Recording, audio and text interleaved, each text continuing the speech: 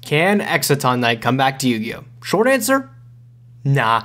Long answer? Alright, we'll fucking talk about it. Oh shit! So with the newest set coming to Yu-Gi-Oh pretty much next week, Light's Revenge I think it's fucking called or something, there's Minerva, whole bunch of great ass reprints, I'll talk about that shit tomorrow, but the big guy we're talking about is this fucking roach, Evilswarm Exciton Knight. So for some reason, some Nimrod at Konami decided reprinting Evilswarm Exciton Knight, a card that I presumably will never come off the ban list in Light's Revenge, was a good idea. Nimrod, huh? I wonder if he's a fan of my channel.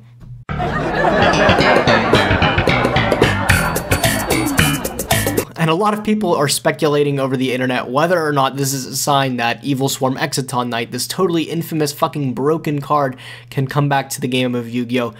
Relatively soon. Presumably after Lynx is what we're looking at for the next list. Are you fucking stupid? For people that don't remember what this cornerstone of a staple rank 4, this is literally setting the standard of rank 4s to come. It was the best rank 4, probably still is the best rank 4 in the game.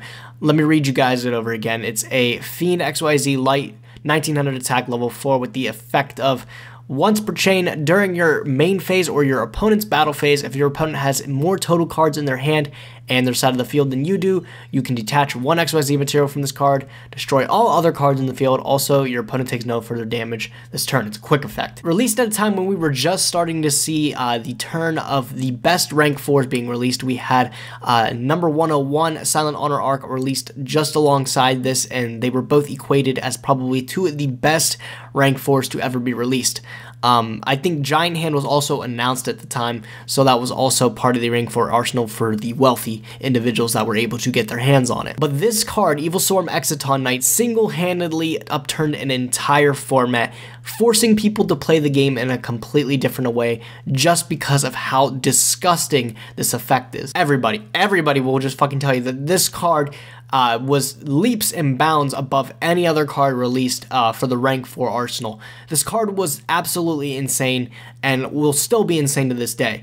This card enabled players to play from behind, and that was probably the most disgusting thing about this card. This card caused so many momentum swings in the game. It was literally a back and forth game for whoever could stick their Exciton for the longest. What would happen is your opponent would summon an Exciton Knight when they were playing from behind. For example, they have a lot less cards than you do. You play Exciton Knight, you equate the game state, you come back. That's pretty much how Evilswarm Exciton Knight worked. And for players that don't understand why that's such a problem, let me break it down for you. If you're losing by advantage in Yu-Gi-Oh, you're essentially losing the game. That's just how the game has always worked. That's how the game works now. And this thing here, if you were losing an advantage, you had a way to just equate the game state, just bring it back and put it in your favor, all with the power of a generic rank 4. That shouldn't exist. Cards that do have this kind of power do come in other packages, but packages that can't immediately be summoned in any generic rank 4 toolbox. For example, a card like Raigeki we can look at. Sorry, it's not the exact same thing. Technically, it's worse than this, but if we want to look at cards that swing the game state, Raigeki's a one of. You have to draw the one of to be able to equate the game state if you're playing from behind and have a chance. If you don't have it, well, you're still going to be playing from behind. So swings in the game, I feel, are really poorly designed most of the time, but at most they're always limited or forbidden if there's such a problem, i.e. Exciton Knight. Now you might be responding with Gage, Raigeki's at 1 because it's a spell card with no condition that you can play and just wipe the board, and you might be right there, but Evilswarm Exciton Knight kind of still fits the bill, being the fact that it is a quick effect that can be activated once per chain. The fact that this card's a quick effect means that if you want to get something done before the summon, for example, a Trident pop or something, you're going to have to do it on a level 4 before this guy gets summoned, which doesn't actually technically bring this thing off the board, and it can still be summoned if you can get another level 4 on the board. If you do get Exciton Knight dropped on you, you can't activate your Trident and expect it to really go away. Before you even do that, Exciton Knight is still going to get the damage done because it can just simply chain its effect and nuke your board. And it's really fucking frustrating me that people are forgetting just how detrimental this card was to the game, for the fact that playing from behind was actually sometimes even a benefit because you could actually use this, guys. That's not how the game should be played. That's not how the game should be looked at moving forward. This card should never come back. If you thought investing cards into summons was hard enough with Kaijus being around, Think about it with Exciton Knight in Link format.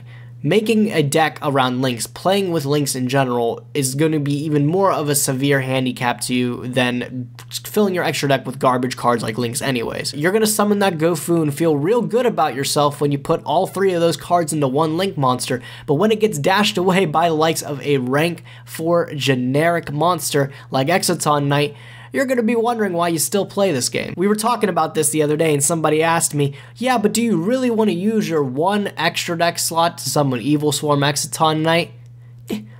Fuck yeah, I do. We're at a point in our game where 1 card can equate to that of 3. It used to be 5 not too long ago when Zodiac was at almost full power, but now it's 3, which is still something stupid. So Evilswarm Exciton Knight will be even more live than it was back when it was released, which was +1 Fire Fist format, where a +1 in the game was crazy. Now imagine a +3. Evilswarm Exciton Knight will have no problem resolving on any board state, and you won't be able to mitigate its effect by lowering some cards in your hand. People would waste hand traps to try to reduce their hand size and equalize it so they couldn't get the effect of Exciton Knight off of. You can't just do that now because Zodiac's going to get you 3 cards and then you're going to feel real sad when your board's going to get wiped anyways by an Exciton Knight. Oh boy. In conclusion, Evilswarm Exciton Knight cannot and will not ever come off the ban list unless it's errated. If it gets errated, sure, do whatever the fuck you want, Konami. I don't even give a fuck then. But in the current state, this rank 4 should never leave the ban list for the reasons I listed, and for the reasons that probably everybody can think of if you take a moment to sit down and actually just think about it yourself. That's all, folks. Thanks for watching, guys. If you guys liked the video, be sure to like the video, thumbs up the video, how much you enjoyed the video. Pack winner, that's you. Shoot me a PM, and I will ship them all out when I get the chance. If you're not in the US, do not send me a private message. I cannot ship it overseas. It's just not worthwhile. I'm sorry. That being said, like the video, be sure to subscribe to the channel for more Yu-Gi-Oh content, and I will catch you guys next time. Thank you for watching, guys. Nim Nim signing out.